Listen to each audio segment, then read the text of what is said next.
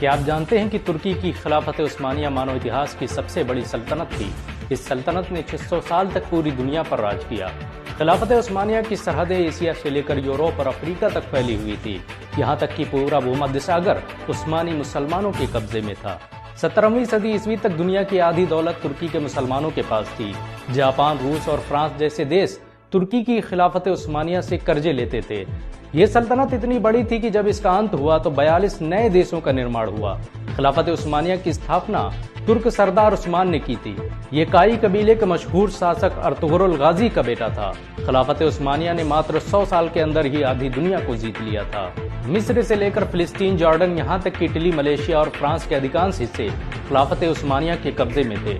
आपको ये जानकर शायद हैरानी हो कि मैसूर के शासक टीपू सुल्तान भी खिलाफत उस्मानिया का हिस्सा थे।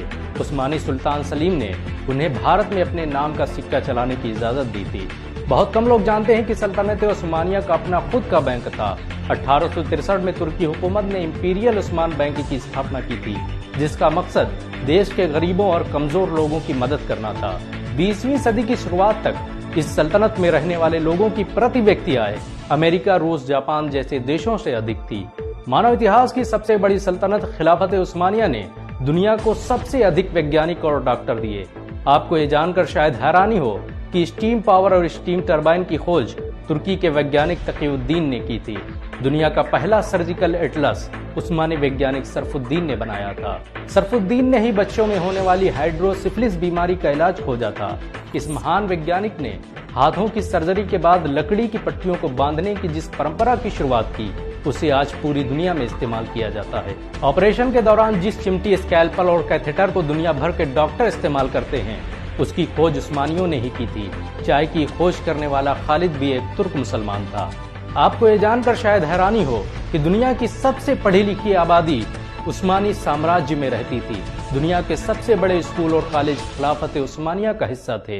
ये दुनिया की सबसे आधुनिक सल्तनत थी, जिसकी हर मस्जिद और मदरसे में लाइब्रेरी की सुविधा मौजूद थी।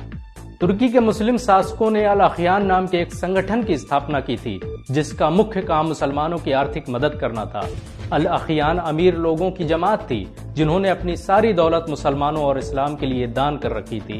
इतिहासकारों की माने तो खिलाफत उस्मानिया के तीसरे सुल्तान मुराद प्रथम ने ही दुनिया की पहली जानिसारी फौज की स्थापना की थी।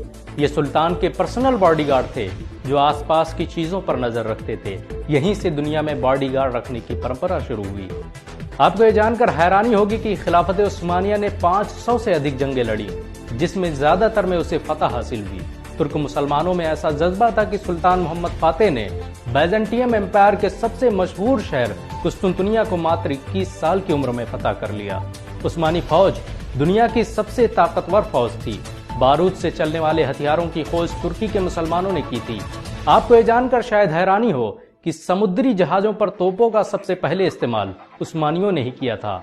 बाबर जिन तोपों को भारत लेकर आया, उसे बनाने वाले तुर्की के मुसलमान थे। तुर्की की खिलाफत उस्मानिया का भारत से बड़ा गहरा संबंध था। मुगल दरबार में बड़ी तादाद में तुर्की के आलिम और वैज्ञानिक मौजूद थे। 19वीं सदी तक तुर्की के सैन्य बेड़े हिंद महासागर की सुरक्षा करते थे। प्रथम विश्व युद्ध के बाद जब ईसाई और यहूदी देशों ने मिलकर खिलाफत उस्मानिया के टुकड़े कर दिए, तो खिलाफत उस्मानिया को बचाने के लिए हिंदुस्तानी मुसलमानों ने जान की बाजी लगा दी। 1919 में मौलाना मोहम्मद अली और मौलाना शौकत अली के नेतृत्व में खिलाफत आंदोलन की शुरुआत की गई। इस आंदोलन में देश के हिंदुओं ने भी हिस्सा लिया। खिलाफत के अंत के बाद तुर्की के मुसलमानों की सबसे ज्यादा मदद हिंदुस्तानी मुसलमानों ने की। तुर्की आज अगर इतना ताकतवर है, तो इसका असल कारण भारत के मुसलमान हैं। भारत के मुसलमान आज भी तुर्की में इज्जत की नजरों से देखे जाते हैं। अगर एक मुसलमान होने के नाते आपको गर्व महसूस हुआ हो, तो इस वीडियो को लाइक और शेयर जरूर करें। ऐसी और वीडियो को देखने के लिए हमारे चैनल को सब्सक्राइब करें, घंटा जरूर दबाएं।